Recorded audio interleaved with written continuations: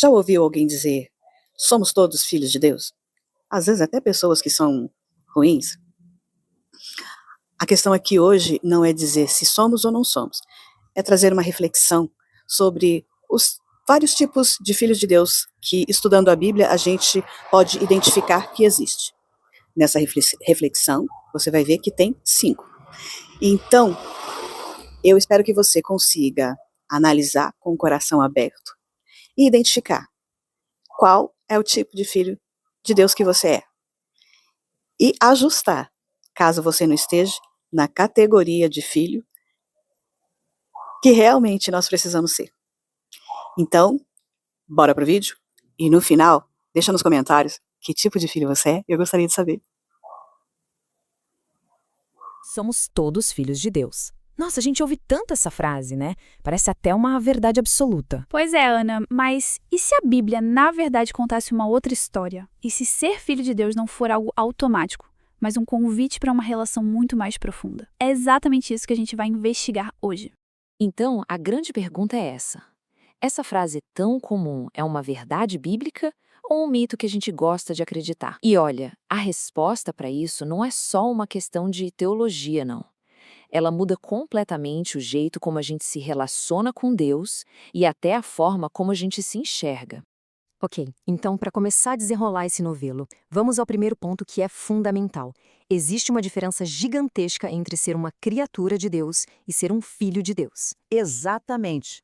Porque assim, todo ser humano é, sim, uma criação de Deus. Isso é fato. Mas o título de filho na Bíblia tem um peso, uma intimidade, é outra coisa. E essa tabela aqui ajuda a gente a visualizar bem isso. De um lado, como criaturas, todos nós temos uma relação com Deus por meio da criação. Mas o pecado entrou na história e criou uma barreira, uma separação. E é aí que entra o outro lado, a adoção. Ela nos reconecta e não é mais como simples criaturas distantes, mas como filhos de verdade, que têm comunhão, que têm proximidade através do Espírito.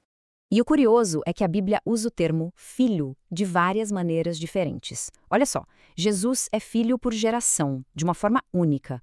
Os anjos são chamados filhos de Deus por criação. Adão, por formação direta.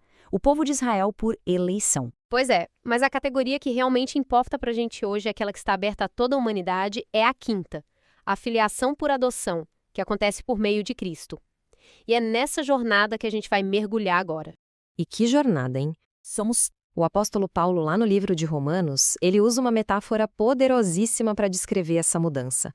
Ele fala sobre sair de um estado de escravidão para ser legalmente e amorosamente adotado na família de Deus.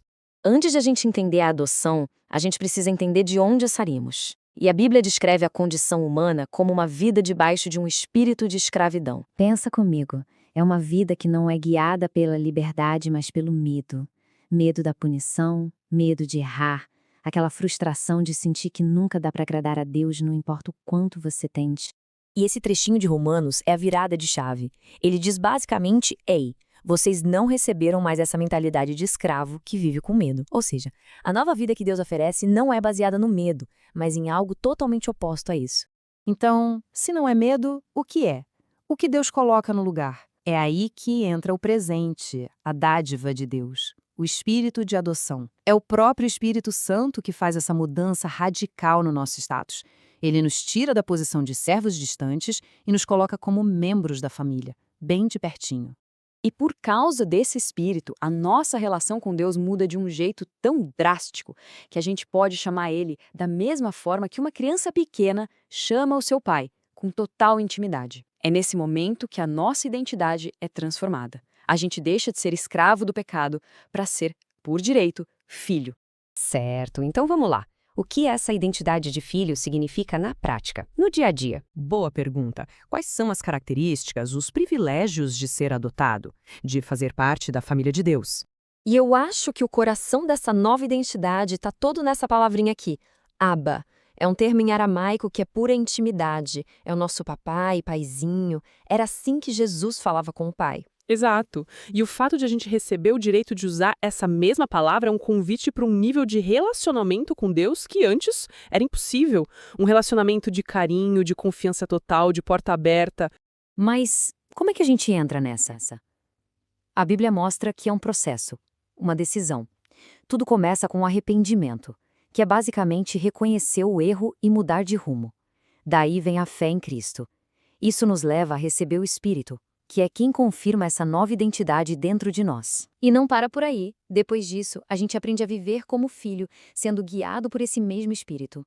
Não é só um evento que acontece uma vez, é um relacionamento que a gente constrói todo dia. Esse versículo de João, para mim, resume tudo. Ele deixa muito claro que ser filho de Deus não é algo automático que acontece com todo mundo. É um poder, um direito que é dado para quem ativamente recebe e crê em Jesus. É uma oferta, um presente que a gente precisa aceitar. E ser filho não é só sobre o que a gente é hoje. Muda completamente o nosso futuro porque abre a porta para uma herança espiritual. Exatamente. Ser filho de Deus significa que a gente também se torna herdeiro. Herdeira das promessas dele. E que herança, hein? Não estamos falando de dinheiro ou de bens materiais. Estamos falando de coisas eternas. A vida eterna, a glorificação, a participação no reino de Deus. E o ponto que para mim é o mais inacreditável de todos, nós nos tornamos co-herdeiros com Cristo. Isso significa que a gente vai compartilhar da mesmíssima herança que pertence a Ele. É algo gigantesco. Agora, é super importante a gente ter uma visão completa disso. As fontes bíblicas mostram que ser herdeiro com Cristo não é só sobre compartilhar da glória futura. É também sobre participar dos sofrimentos dele aqui e agora. A cruz vem antes da coroa. Faz parte do processo de sermos parecidos com ele. E tudo isso que a gente conversou nos leva a uma reflexão final, muito prática. Porque existe uma diferença enorme entre estar só próximo das coisas de Deus e estar de fato comprometido com Jesus, vivendo como um filho. É assim, ó. A pessoa próxima carrega a Bíblia na mão. Já a comprometida guarda a palavra dentro do coração. A próxima conhece o pastor da igreja. A comprometida conhece a Jesus. A pessoa próxima busca os presentes de Deus. A comprometida busca a presença de Deus. Uma tem aparência, a outra tem essência. E para fechar, a pessoa próxima se vê como um funcionário, um trabalhador. Mas a comprometida se entende como filha, que tem direito à herança. Uma pode até ter folhas, sabe, a aparência de que tem vida, mas a outra tem frutos, que é a prova de uma vida que foi realmente transformada por dentro. E com isso, a reflexão final se torna muito pessoal. A nossa vida espiritual hoje, ela é movida pelo medo de um escravo ou pela confiança e pela intimidade de um filho, de alguém que pode de verdade chamar Deus de Abba, Pai? No fim das contas, a diferença entre ser só uma criatura e ser um filho adotado é a diferença entre viver com medo e viver com a segurança de uma herança eterna. E então, qual a sua opinião sobre tudo isso? Deixa aqui nos comentários, a gente quer saber, e se essa análise te fez pensar, curta e compartilhe, para que esse conhecimento chegue a mais pessoas. Nós aqui do canal Vamos Aprender com a Bíblia, esperamos você nas nossas próximas análises.